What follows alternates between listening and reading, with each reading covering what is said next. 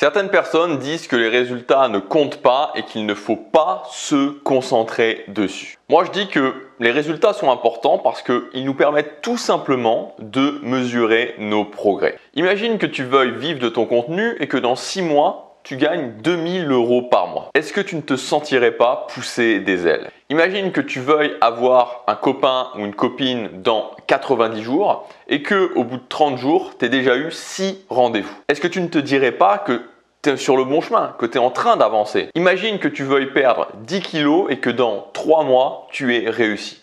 Que tu vois les photos de toi, que tu vois l'avant et l'après, c'est-à-dire quand tu es démarré, les photos que tu as prises quand tu as démarré et les photos après avoir perdu les 10 kilos, et que tu te regardes et que tu te dises « Waouh quoi, je me reconnais même plus en fait tellement j'ai changé ». Est-ce que tu ne penses pas que tu aurais envie d'accomplir encore plus d'objectifs? La vérité, c'est que les résultats nous permettent de mesurer nos progrès. La vérité, c'est que les résultats nous prouvent que c'est possible. La vérité, c'est que les résultats nous ouvrent la porte à encore plus de succès. Alors, je sais que ce n'est pas quelque chose qui va vraiment faire plaisir à tout le monde, que ce n'est pas forcément quelque chose qui va ravir toute mon audience, mais j'ai envie d'aborder petit à petit un nouveau sujet sur cette chaîne.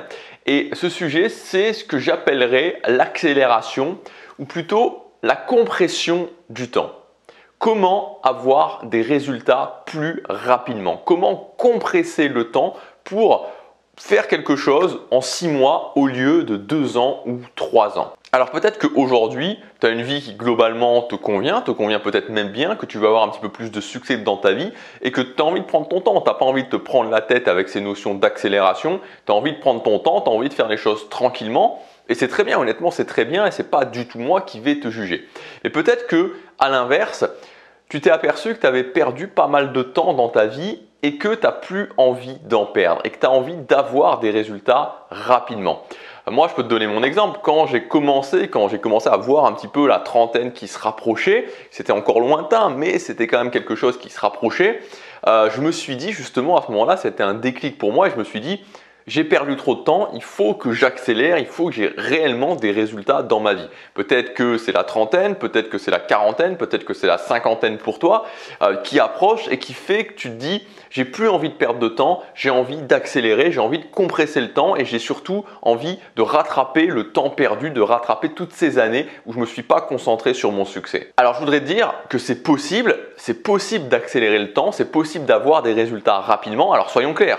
Soyons très clairs là-dessus, c'est possible d'avoir des résultats rapidement. Ce qui n'est pas possible, c'est d'avoir des résultats rapidement sans effort. C'est ça qui n'est pas possible. C'est-à-dire que c'est ce sans effort qu'il faut enlever. Avoir des résultats rapidement, oui. Avoir des résultats rapidement sans effort, non.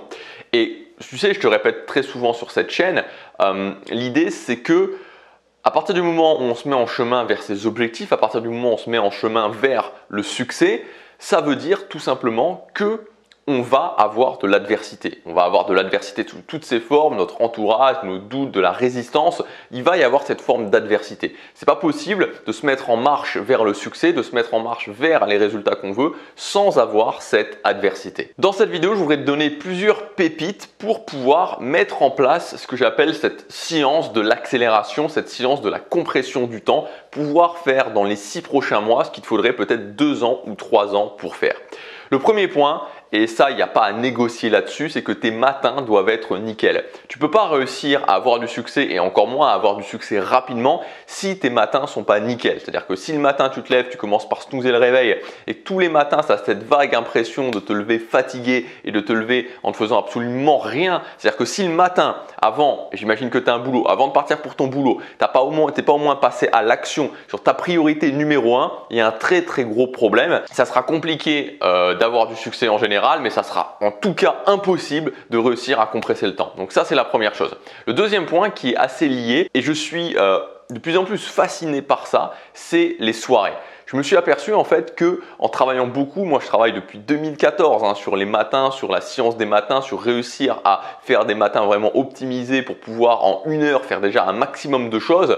Et je me suis aperçu, et notamment en coachant des gens, que l'une des choses qui était extrêmement liée, qui était aussi la plus importante, c'était les soirées. C'est-à-dire que si tu veux faire des bons matins, si le matin tu veux travailler sur ta priorité numéro 1, tu ne peux pas ne pas avoir des soirées où qui sont sous contrôle. Tu ne peux pas faire de mauvaises soirées, tout simplement. Si tu fais une mauvaise soirée, que tu ne te couches pas à l'heure à laquelle tu as décidé, que tu fais la fête, que tu vois des gens jusqu'à pas d'heure, ce n'est pas possible de te lever le matin et d'être en forme le matin. Et c'est pas possible non plus si tu t'organises pas. Enfin, il y a tout un tas de choses à mettre en place dans ces soirées pour pouvoir faire des bonnes soirées et donc pour pouvoir bien commencer sa journée. Il faut comprendre que c'est très lié entre le matin, la nuit où je vais me reposer et la soirée. La soirée est extrêmement importante. Donc c'est vraiment essentiel de faire en sorte que ces soirées soient sous contrôle. Ça ne veut pas dire qu'il faut vivre comme un moine et ne jamais sortir. C'est-à-dire qu'on peut s'octroyer des moments où on le fait, mais forcément, à un moment donné, il faut faire le choix entre je veux avoir des résultats rapidement ou je veux faire n'importe quoi avec mes soirées. Troisième point,